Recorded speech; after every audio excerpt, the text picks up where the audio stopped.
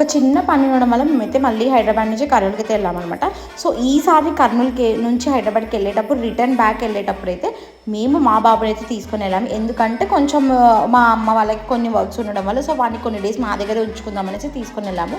So దారి మధ్యలో కొంచెం ఫుల్గా ఆకలేసింది అనేసి నైట్ ఆల్మోస్ట్ 7:30 ఆ టైం అయిందనమాట. సో బయట అయితే ఫుడ్ తింటున్నాము. అది ఇంకా అప్పుడు స్టార్ట్ అయ్యామన్నమాట. ఇది వచ్చేసి లేపాక్షి రెస్టారెంట్. ఇది వచ్చేసి టోల్ ప్లాజా దగ్గర ఉంటుంది, కర్నూలు టోల్ ప్లాజా దగ్గర. అక్క మీరు డైట్ కదా ఎందుకు తింటున్నారంటే నేను అసలు ఏ ఫుడ్ తినలేదండి. ఓన్లీ మా హస్బెండ్ అండ్ వాళ్ళ ఫ్రెండ్ ఇద్దరు, అంటే మేమందరం కలిసి వచ్చామన్నమాట. సో వాళ్ళిద్దరు మాత్రమే తిన్నారు. సో నేను మాత్రం సింపుల్గా నేను బాబుని చూసుకుంటూ వాడిని మేనేజ్ చేసుకుంటూ ఉన్నాను, వాడిని తినిపించుకుంటూ.